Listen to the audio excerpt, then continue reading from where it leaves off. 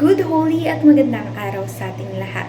So, ako nga po pala si Avril Jean Odalotog, isang college student at ang aking talakayin ang tungkol sa wika ko, kwento ko, ang Pilipino sa aking buhay sa panahon ng AI o Artificial Intelligence. So, sa panahon po ngayon, napakalaki ng impluwensya ng AI at social media sa paraan ng ating pagsasalita at pagsusulat. Napapansin ko na mas madalas na tayong gumagamit ng Taglish o Tagalog at English kaysa purong Pilipino. So, halimbawa sa chat at social media, karaniwan nating sinasabi na okay, update, message at marami pang salitang Ingles kahit na may katumbas naman ito sa Pilipino. Sa aking karanasan bilang isang Wattpadder, mahilig akong magbasa ng kwento sa Wattpad na parehong Tagalog at English. So, dahil po dito, minsan ay naa-adapt ko ang isang salitang Ingles at nagagamit ko ito sa pagkikipag-usap sa aking kaibigan, mga kaibigan at pamilya. So, kapag matagal ako nagbabasa ng librong Ingles, ay napapansin kong mas madalas akong magsalita ng English kahit sa personal na. So, ibig sabihin, ang madalas nating nababasa at napapanood ay may malaking epekto sa ating wika. Hindi lamang ako ang nakaranas nito.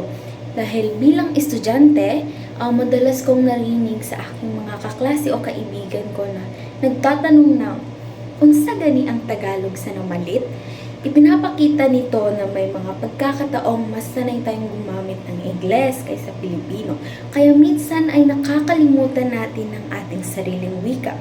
May mga positibong epekto naman ng AI at social media. Mabilis nating nakukuha ang impormasyon.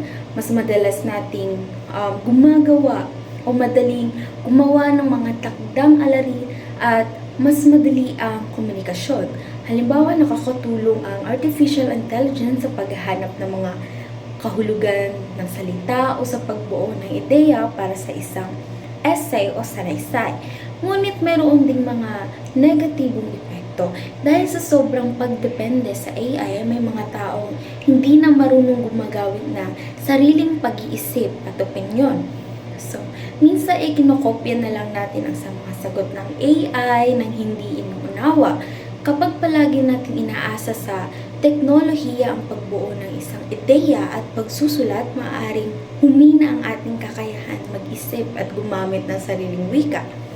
Naiugnay ko rin ito sa issue ng kontrobersyal na Pax Silica. Ito ay tumutukoy sa panahon kung saan nangingibabaw ang teknolohiya o artificial intelligence at digital na komunikasyon sa buhay ng tao. So sa ganitong kalagayan, mas lumalakas ang paggamit ng wikang ginagamit sa internet at teknolohiya, lalo na ang Ingles. Kapag mas pinipili natin ang Ingles sa online na mundo, unti-unting mababawasan ang paggamit ng Pilipino at mga katutubong wika, hindi ba? Kung hindi natin ito bibigyang pansin, maaring humantong ito sa pagkawala, paghina ng ating sariling wika at pagkakakilanlan bilang Pilipino.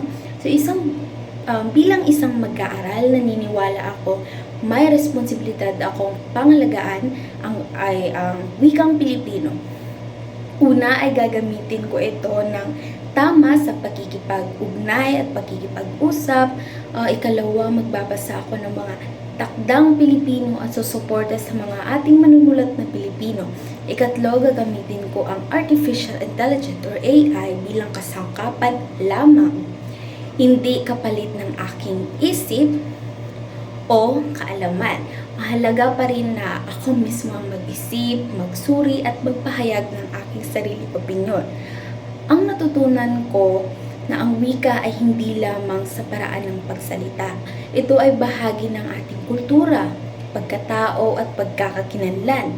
Sa panahon ng artificial intelligence, mahalagang makisabay tayo sa teknolohiya.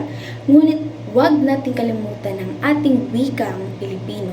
Kung tayo mismo ang magpapahalaga at gagamit ito araw-araw, mananatiling buhay ang ating wika sa susunod na henerasyon. Yun lamang po at maraming salamat. Good holy. Bye!